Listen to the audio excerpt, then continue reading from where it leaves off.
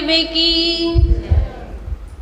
क्या बात है भाई, अभी अभी तो सब लोग आए हैं, कुछ ही लोग थे अभी और अभी अभी आए हैं और वो भी बढ़िया उत्सव मनाने आए हैं।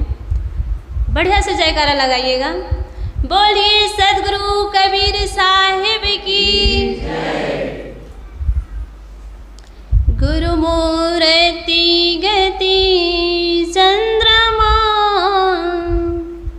शिव के नैन चकोर, अष्ट पहर निरखते रहो, गुरु मूर्ति की ओर, गुरु मूर्ति की ओर। मेरे मन मंदिर में विराजमान गुरुदेव जी, मुद मंगलमय संत समाज, सत्संग प्रेमी बंधुओं, माता बहनों, मेरे लिए भी निर्देश हुआ है। निर्देश पालन हेतु कुछ समय आप सबकी सेवा में उपस्थित हूँ। अभी हम सभी प्रवक्ताओं के मुखारविंद से गुरु की महिमा पर सत्संग विचार भजन सुन रहे थे। बंधुओं, हम गुरु के बारे में बहुत कुछ जानना चाहते हैं, है ना। सब जानना चाहते हैं कि गुरु ऐसा होना चाहिए, गुरु में ये योग्यता होना चाहिए, गुरु महान होना चाहिए, गुरु ज्ञानी होना चाहिए, गुरु पैरागी होना चाहिए। अच्छी बात है, ये सारी क्वालिटी होनी चाहिए। लेकिन क्या हम ये सोचते हैं कि शिष्य को कैसे होना चाहिए? इस पर तो कोई विचार ही नहीं कर पाते हैं। और जब हम अपने पर विचार नहीं कर पाएंगे तो हम गुरु को कैसे चुन पाएंगे, कैसे गुरु का चुनाव कर पाएंगे? गुरु के बारे में जानना ठीक है, जानना जरूरी है। जिसको हम अपने तारनहार बना रहे हैं, इस भावसागर से तारने वाला एक नाविक बना रहे हैं, उसके लिए जानना जरूरी है। लेकिन क्या हम भी शिष्य के पद में बैठने योग्य हैं? अगर ये बात हम जान लेना तो हमें सच्चा गुरु ढूंढने में बहुत मुश्किल नहीं होगी। और हम अपने बारे में ही नहीं जान पाते और गुरु इतना ढूंढते रहते हैं। कई लोग तो 60-70 साल तक गुरु ढूंढते रहते हैं। आप लोग को आश्चर्य होगा, ऐसा भी कोई होता है साहब? अभी अभी की बात है, 15 दिन या 12 दिन पहले की बात है। हम दिल्ली गए थे। 65 साल के एक बाबा आए थे, बूढ़े बाबा, 65 साल के। और दिल्ली में एक बहुत बड़ा आश्रम है टकसार साहिब, यहाँ के आधे लोग तो जानते होंगे। तो वहाँ हम लोग थे। तो वहाँ एक आए भगत जी आए, साहब जी उनको जलपान करवाए। जलपान करने के बाद कहे कि थोड़ा आराम कर लीजिए। साहब जी आराम करने लग गए। तो भगत जी कहे, साहब जी मैं आराम नहीं करूँगा, जिस काम के लिए मैं आया हूँ वो काम पूरा हो जाए। तो मैं कही कि कौन से काम के लिए आए हो भाई, बताओ तो। साहब तो आराम कर रहे हैं। तो कहे, साहब जी मैं दीक्षा लेने आया हूँ। अच्छा, दीक्षा लेने आए हो? तो फिर कहे, साहब जी दीक्षा लेने में क्या क्या चाहिए, क्या क्या सामग्री की ज़रूरत पड़ती है, मैं नहीं जानता हूँ। तो मैं कही कि आप दीक्षा लेने आए हैं तो भाई सारी सामग्री लेके आना चाहिए, तैयारी से आए हैं तो कहे, साहब मुझे पता नहीं कि क्या क्या चाहिए, तो आप बता दीजिए, लिखवा दीजिए, फिर मैं ले आऊँगा और दीक्षा ले लूँगा। तो मैं कही कि आप दीक्षा लेने आए हैं तो एक नारियल ले लाइए, एक फूल माला और 5 मीटर कपड़ा और कुछ फल ले आइए। आपको जो पसंद है वही फल ले आइए। ओ भगत जी लिख लिए अपने डायरी में और लिख करके गए। और घंटों तक मैं सोच रही थी कि ये भगत जी कब आएंगे, वो आए ही नहीं। तो देखो 15,000, 20,000 या 25,000 के तनख्वाह के लिए कोई नौकरी के लिए कितने साल पढ़ाई करता है? 20 साल 22 साल, कई कई तो 32 साल के हो जाते हैं, पढ़ते रहते हैं।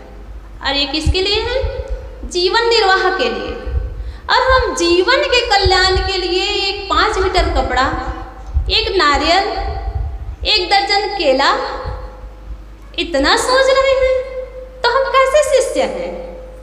और हमें कैसा गुरु मिलेगा भाई? इतना सस्ता हो गया है गुरु कि आए कंठी पहना दे, हम उनके शिष्य बन जाएं।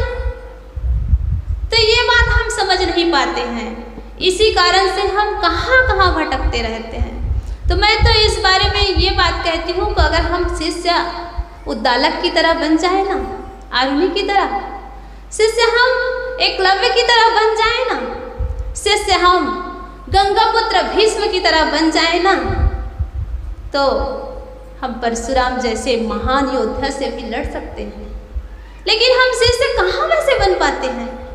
हम तो बस गुरु की कमियां ढूंढते हैं, अच्छाई नहीं ढूंढ पाते हैं। लोगों में ये बहुत बड़ी भ्रांति हो गई है। अशिक्षा तो बढ़ रही है, लेकिन दीक्षा कम हो रही है। आज वैज्ञानिक युग में भी लोग समझ नहीं पा रहे हैं। जब हम डॉक्टरी करनी है तो हम वकील के पास तो नहीं जाएंगे। डॉक्टरी की डिग्री लेनी है तो वकील के पास जाएंगे तो हमें कुछ नहीं मिलेगा। और हमें वकील बनना है तो डॉक्टर के पास नहीं जा सकते।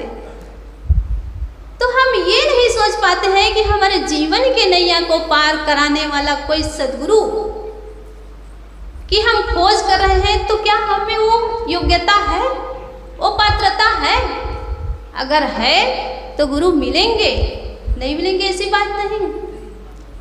कोई लड़का विवाह के लिए कहीं लड़की देखता है ना, तो अपनी योग्यता के अनुसार लड़की देखता है। धन संपत्ति बराबर हो, रूप रंग सुंदर हो, पढ़ी लिखी हो और घर के सारे लोग व्यवहारशील हो। ये सब क्यों देखते हैं? क्योंकि उनको जीवन में खुशी चाहिए, सुख चाहिए, बढ़िया सुंदर व्यवहारवान साथी चाहिए। अरे कितने दिन के लिए है? सिर्फ यही के लिए। और जो जीवन के कल्याण करने वाले गुरु, उनके खोज के लिए बस 2 पैसा में गुरु मिल जाए। तो भाई 2 पैसा में गुरु मिल जाएगा ना, तो वैसे गुरु होंगे जो ना अपने को जानेंगे ना तुम्हें कुछ बताएंगे। कल ही बात हो रही थी वहाँ भद्रवदाश्रम में, एक महात्मा जी कह रहे थे कि तुम दीक्षा लिए हो। अब मैं यहाँ ही पूछ लेती हूँ, कितने लोग दीक्षित हैं? कबीरपंथ से ये बात नहीं है, कितने लोग दीक्षित हैं? ईमानदारी से हाथ उठा के बताइएगा। हाथ उठाइए, संकोच ना करिए। आधे लोग। तो आधे लोगों को क्या जरूरत नहीं है दीक्षा लेने की? क्यों नहीं सोच पाते हैं? यहाँ कोई 5 साल के बच्चे नहीं हैं, है 1-2 बच्चे हैं, उनको ज्ञान नहीं है कि गुरु क्या होता है। लेकिन आप में से 60-65 साल के बूढ़े हो गए हैं, बुढ़िया हो गई है, और आप लोगों को गुरु की जरूरत नहीं है। क्यों? क्यों इसके बारे में कभी सोचा नहीं कि ऐसे कोई बताने वाले नहीं हुए? बताने वाले तो हुए हैं। यह आश्रम करीब करीब 35 साल ना साहब जी, गलत ना कहूँ तो 35 साल लगभग हो रहा है मेरी जानकारी के अनुसार, हो सकता है भूल भी हो जाए। तो 35 साल से आश्रम का निर्माण हुआ है और यहाँ आधे लोग दीक्षित हैं और आधे लोग दीक्षित नहीं हैं। तो बंधुओं, माता बहनों, इस बार आप सोचिए कि जीवन में गुरु का कितना बड़ा महत्व है। जीवन में पदे पदे महत्व है गुरु का। और जो इस बात को नहीं समझता ना, उनका जीवन बिल्कुल नीचे नीचे नीचे गिर जाता है। जब हम माता पिता के द्वारा हमारा जन्म हुआ और हम गुरु से दीक्षित नहीं हुए ना, तो आध्यात्मिक कार्य के लिए, आध्यात्मिक ऊंचाई के लिए हम वंचित हो जाते हैं। कई लोग कहते हैं, अभी हमारे साहब जी बोल रही थी कि गुरु बनाने से क्या मिल जाएगा? गुरु बनाने से बहुत कुछ मिलता है। देखो, हम अपने दोस्त यारों में रहते हैं, कोई गलत कार्य कर रहे हैं तब भी कोई सुधारने वाले नहीं होते हैं। लेकिन हमारे जीवन में गुरु का आगमन होता है तो हमारा जीवन साफ सुथरा हो जाता है। खान पान, बोली बर्ताव, कहाँ बैठना है, कब बोलना है, कैसे चलना है, कैसे खाना है, किस जगह पे बैठना है, कब बोलना है, ये सारी बातें माता पिता नहीं बता पाते हैं। वैसे सब लोग कहते हैं कि माता पिता प्रथम गुरु है। ठीक है, माता पिता प्रथम गुरु है, लेकिन माता पिता प्रथम गुरु है कहते हैं ना, तो मुझे एक बात समझ में नहीं आती है। जो अपने आप को भी नहीं जान पाते हैं, दिमाग से बिल्कुल ढीले, वो भी बच्चे जन्म दे देते हैं। वो कैसे संस्कार दे पाएंगे? उनको कुछ ज्ञान नहीं। और प्रकृति का ऐसा देन है, प्रकृति के तरफ से ऐसी व्यवस्था है कि बिल्कुल कोई ज्ञान ना हो और उनकी विवाह हो जाए तो उनको बच्चा होगा ही होगा। तो अपने जीवन के बारे में जो नहीं जानते वो अपने पुत्र को क्या सिखाएंगे? कह देते हैं, सारे लोग कह देते हैं कि प्रथम गुरु माता पिता, लेकिन इस बात को मैं नहीं स्वीकार करती। इस बात को क्यों नहीं स्वीकार करती? जो माता पिता तैयारी करके बच्चे जन्म देते हैं ना, वो गुरु हैं, इस पर स्वीकार करती हूँ। लेकिन जो अपने तैयारी बिना किए बच्चे जन्म देते हैं वो गुरु नहीं हो सकते। इस बात पर कई लोग विरोध भी कर सकते हैं, सबकी अलग अलग मत है। लेकिन जहाँ तक मैं समझती हूँ, विचार करती हूँ, चिंतन करती हूँ, तो जिस माता को गुरु का उपाधि लेना है वे बच्चे जन्म देने के पहले अपनी तैयारी करें कि मैं कैसे रहूँ, उसके हिसाब से मैं अपने बच्चे को ढाल सकती हूँ। तो ये नहीं सोच पाते हैं, और ये नहीं सोच पाते हैं इसलिए गुरु नहीं बन पाते हैं। और जब तक ये सोच नहीं आएगी ना, तब तक हमारे जीवन में परिवर्तन नहीं आएगा, न घर में नहीं आएगा, न समाज में नहीं आएगा। बंधुओं, माता बहनों, आज बहुत सुंदर अवसर है, गुरु पूर्णिमा का अवसर, बहुत सुंदर अवसर है। हमारे पुष्पा साहब जी बहुत सुंदर विस्तार से कही कि 3 प्रकार के ये भारतीय संस्कृति में पर्व मनाया जाता है। और आध्यात्मिक जीवन में गुरु परंपरा में गुरु का स्थान सबसे ऊंचा स्थान है। अभी हम सत्संग के पहले, सत्संग के बाद में भजन सुने। जो सिर पे गुरु को रखेंगे उनके जीवन में कभी विघ्न बाधा नहीं आती।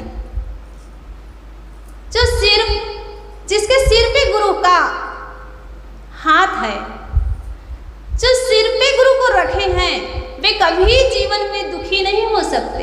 शरीर का कष्ट सबको झोंकना पड़ता है, लेकिन मानसिक और जीवन में जो दुख तकलीफ झेलते हैं ना, उसका कारण यही है कि हम गुरु नहीं कर पाते हैं और गुरु की आज्ञा के अनुसार चल नहीं पाते हैं। इसी कारण से हमारे जीवन में दुख और तकलीफ का अंबार लगा हुआ है।